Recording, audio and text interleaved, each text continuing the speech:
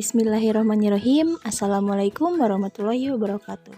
Bagaimana kabarnya anak-anak hari ini? Semoga selalu sehat dan selalu semangat. Hari ini kita akan belajar tema 7, yaitu kepemimpinan muatan pelajaran Bahasa Indonesia dan IPA. Tujuan pembelajaran pada kali ini yaitu 1. Melalui kegiatan mengamati dan berdiskusi, siswa mampu menyebutkan pembicara dan pendengar pidato dengan benar. Kedua, melalui kegiatan mengamati dan berdiskusi, siswa mampu menjelaskan tempat dan suasana pidato. 3. Melalui kegiatan mandiri, siswa dapat menyusun konsep urutan isi pidato. Keempat, melalui kegiatan mengamati, siswa dapat menyebutkan perbedaan ciri laki-laki setelah masa pubertas. Kelima, melalui kegiatan praktik, siswa mampu membuat rencana karya poster untuk menyikapi ciri-ciri pubertas yang dialami. Nah, teman-teman coba perhatikan gambar. Menurut teman-teman, kegiatan apa ya yang dilakukan pada gambar? Ya, betul sekali.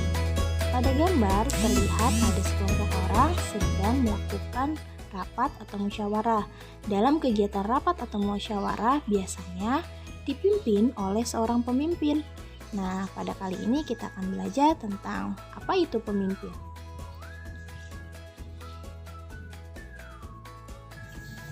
Apa yang harus dilakukan seorang pemimpin? Yang dilakukan seorang pemimpin yaitu antara lain memimpin jalannya rapat dengan baik. 2. Mengorganisasikan kegiatan rapat. Ketiga, menampung pendapat. Keempat, mengatur kegiatan rapat. Kelima, mengelola dengan baik bila ada konflik. Dan yang terakhir, mengambil keputusan. Menurutmu, kemampuan apa ya yang harus dimiliki seorang pemimpin? Seorang pemimpin harus mampu mengorganisasikan anggota, kemampuan manajerial pengaturan. Ada banyak pemimpin di lingkungan sekitar kita. Pemimpin apa saja kah yang ada di lingkungan sekitarmu? Contohnya, pemimpin yang ada di lingkungan ibu ada ketua LT, ketua RW, ketua pemimpin majelis, dan sebagainya. Seorang pemimpin biasanya melakukan pidato. Apa sih yang dimaksud dengan pidato? Pidato adalah kegiatan berbicara yang berisi informasi yang disampaikan kepada orang banyak.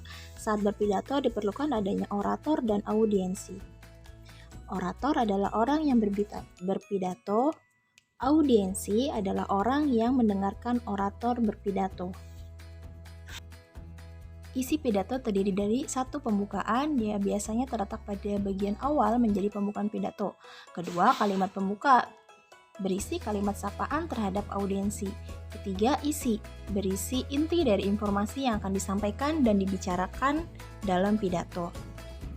Tahap yang keempat, yaitu kalimat penutup, yang berisi simpulan, harapan, dan permintaan maaf kepada audiens jika ada kesalahan dalam berkata. Kelima, salam penutup, bagian dari akhir teks pidato. Nah, kita baca teks bersama-sama ya.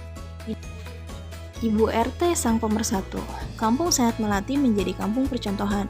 Kampung ini sering dikunjungi masyarakat dari berbagai penjuru. Lingkungan yang bersih, warga yang sehat, dan warga yang kreatif sering diliput berbagai media untuk dijadikan panutan masyarakat. Tidak seperti lazimnya pemukiman lain, warga Kampung Sehat Melati mendaulat seorang ibu sebagai ketua RT.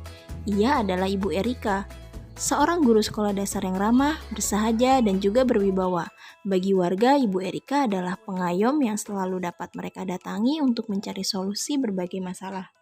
Ibu Erika menyadari bahwa kehidupan bermasyarakat kadang menimbulkan perselisihan.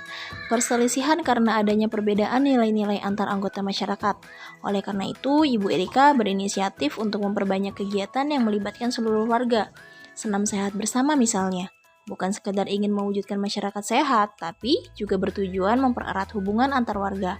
Setelah senam, warga berkumpul di lapangan. Mereka membawa makanan kecil untuk dinikmati bersama sambil bertukar cerita. Ibu Erika juga mengajak warga mempraktikkan pengolahan sampah mandiri. Untuk memotivasi warga, Ibu Erika ikut bekerja membersihkan lingkungan dalam setiap kegiatan kerja bakti. Ibu Erika berencana mendirikan pos pelayanan terpadu. Ketika memaparkan rencananya di hadapan seluruh warga, ia menyampaikan ajakannya. Selamat pagi Bapak Ibu, selamat datang di acara kebersamaan yang diadakan di hari Minggu ini. Saya sangat senang dapat bertemu seluruh warga pada acara yang menyatukan kita semua. Bapak dan Ibu, pada kesempatan ini saya ingin menyampaikan pentingnya kebersamaan untuk kesejahteraan warga. Kesejahteraan yang saya maksud kali ini adalah kesehatan. Bagi saya, warga yang sejahtera adalah warga yang sehat. Wargaku tercinta, kita boleh berbangga, kampung kita dijadikan contoh oleh banyak pihak. Pola hidup bersih yang kita nikmati hasilnya ternyata tidak hanya bermanfaat bagi diri kita sendiri, namun kita tidak boleh berpuas diri. Masih banyak hal yang harus kita kembangkan bersama untuk menjadi lebih baik, lebih sehat, dan lebih sejahtera. Untuk melanjutkan cita-cita mewujudkan kampung sehat, saya mengajak seluruh warga aktif terlibat dalam pos pelayanan terpadu yang akan kita kelola bersama. Mari kita berusaha mewujudkan masyarakat sehat secara mandiri. Saya percaya bahwa kesehatan masyarakat harus menjadi perhatian kita semua. Saya menunggu peran setiap warga, para dokter, perawat, bidan, dan tenaga kesehatan lainnya. Mari kita sisihkan sedikit waktu untuk menyumbangkan ilmu dan tenaga Bapak dan Ibu demi kesehatan lingkungan terdekat. Bukan pundi uang yang akan bertambah, tetapi pundi amal yang akan melimpah. Bukan untuk ketenaran nama sebagai orang hebat, tapi demi kehidupan kampung sehat dan kuat. Bapak dan Ibu, terima kasih atas seluruh dukungan yang telah diberikan selama ini. Terima kasih juga telah datang ke acara rutin bulanan di hari ini. Semoga pertemuan kali ini dapat memberikan manfaat bagi seluruh warga. Ternyata kerelawanan para dokter dan perawat memang dinikmati dan bahkan menular ke warga lain. Warga Kampung Sehat Melati sangat beruntung memiliki sosok Ibu Erika sebagai Ketua RT. Kampung Sehat Melati tidak sekedar rindang, bersih, dan sehat. Dengan teladan serta nilai-nilai luhur yang dikeluarkannya, kehidupan warga masyarakat rukun, tentram, dan produktif. Setelah membaca bacaan Ibu RT sang pemersatu, yuk sama-sama kita jawab pertanyaan mengenai isi bacaan tersebut ya. Pertanyaan nomor 1, siapakah nama pembicara dalam pidato? Ya betul, jawabannya adalah Ibu Erika. Siapa pendengar pidato? Pendengar pidato adalah warga Kampung Sehat Melati. Pertanyaan ketiga, bagaimana sikap kepemimpinan Ibu RT dalam bacaan itu? Sikap kepemimpinan Ibu Erika sangat baik, penuh semangat, mampu memotivasi seluruh warganya dengan cara memberi contoh keteladanan, komunikatif dengan warga, peduli akan kebersihan, kesehatan dari warganya. Berdasarkan pidato pada bacaan Ibu RT sang pemersatu, yuk kita sama-sama melengkapi konsep pidato yang terdapat pada layar. Pidato terdiri dari pembuka, isi, dan penutup. Nah, untuk konsep pidato, pertama kita tuliskan dulu temanya berdasarkan bacaan Ibu RT sang pemersatu. Temanya adalah rencana mendirikan posyandu. Pembicaranya adalah Ibu Erika. Pendengarnya adalah warga Kampung Sehat Melati. Kemudian urutan isi pidato, 1 pembukaan, 2 memotivasi warga kampung. Yang ketiga, meminta peran serta masyarakat dalam kegiatan posyandu. Yang keempat, mengajak tenaga kesehatan untuk menyisihkan waktu membantu pelaksanaan posyandu. Dan yang terakhir, penutup. Nah, pada urutan isi pidato ini, 1 pembuka dan nomor 2-4 itu disebut dengan isi. Dan kelima adalah penutup. Wah, Ibu Erika seorang ketua RT yang hebat ya meskipun perempuan. Iya, perempuan dan laki-laki mempunyai kesempatan yang sama untuk menjadi pemimpin yang baik. Tidak ada perbedaan untuk menjadi pemimpin harus laki-laki atau harus perempuan. Laki-laki dan perempuan itu memiliki kesempatan yang sama untuk menjadi seorang pemimpin. Jadi, jangan membeda-bedakan ya pemimpin perempuan dengan pemimpin yang laki-laki. Keduanya bisa memiliki kesempatan yang sama untuk menjadi pemimpin yang hebat. Nah, Nanda, sekarang kita masuk muatan pelajaran IPA. Pada gambar kita lihat ada seorang anak-anak dan terlihat seorang yang dewasa. Apa sih perbedaan fisik laki-laki sebelum dan setelah masa pubertas? Perbedaan fisik laki-laki sebelum dan setelah masa pubertas adalah seperti pada layar. Suara belum berat dan besar, bahu dan dada belum lebar dan bidang, belum tumbuh jakun pada leher, belum tumbuh kumis, jambang jenggot, belum tumbuh rambut pada ketiak dan alam kelamin. Dan setelah masa pubertas, semuanya pun berubah.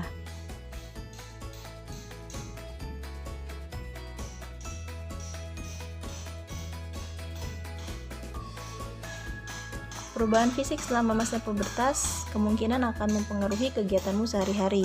Mungkin kamu akan merasakan sedikit ketidaknyamanan. Berikut beberapa cara menyikapi masa pubertas yang akan kamu alami. Yang pertama yaitu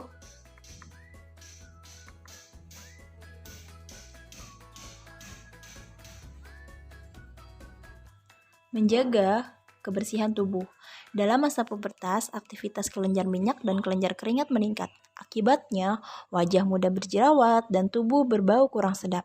Mandilah 2 kali sehari dan kenakan pakaian yang mudah menyerap keringat. Apabila keringatmu berlebih, bersihkan dan ganti pakaianmu. Pakaian yang lembab dapat menjadi sarang kuman. Kuman dapat menyebabkan bau tidak sedap dan menimbulkan penyakit kulit. Yang kedua, menjaga kesehatan dan memilih makanan sehat dan berolahraga. Makanan diperlukan untuk pertumbuhan badan. Pilihlah makanan yang berasal dari bahan-bahan segar dan diolah dengan cara yang sehat, misalnya tanpa pengawet, pemanis buatan, atau penyedap rasa. Perbanyak pula minum air putih untuk menggantikan cairan tubuh yang keluar berupa keringat. Ketiga, hati-hati dalam bergaul dengan lawan jenis.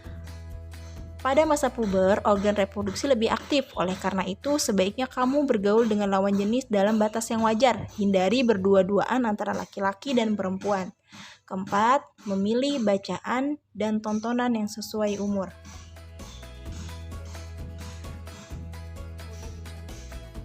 Saat memilih tontonan itu, kita banyak sekali informasi-informasi yang seharusnya tidak kita peroleh. Namun, kita bisa memilih bacaan atau tontonan yang baik, yang menambah wawasan, dan yang sesuai dengan umurmu. Hindari membaca bacaan dan menonton tontonan yang dewasa. Yang kelima, rajin beribadah sesuai dengan agama masing-masing. Dengan rajin beribadah, kita mendekatkan diri kepada Tuhan, kita akan mematuhi aturan-aturan agama untuk berperilaku dan berbuat sesuai tuntunan agama.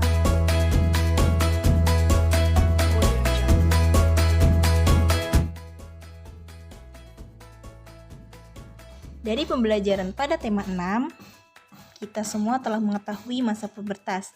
Kamu juga telah mengetahui cara menyikapi rasa pubertas. Sekarang, cobalah buat rencana karya berisi cara menyikapi masa pubertas. Kerjakan secara mandiri ya, karena saat ini sedang dalam pandemi. Dikerjakan di rumah masing-masing, dikerjakan secara mandiri. Kamu dapat membuat poster atau booklet sederhana. Boleh poster berupa digital atau manual, ditulis di buku gambar atau digambar di buku gambar atau di kertas HVS boleh. Nah, ini adalah contoh poster tentang pubertas. Nah, ini adalah contoh yang kedua.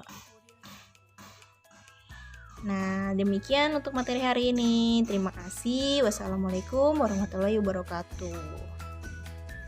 Jangan lupa like, share, and subscribe.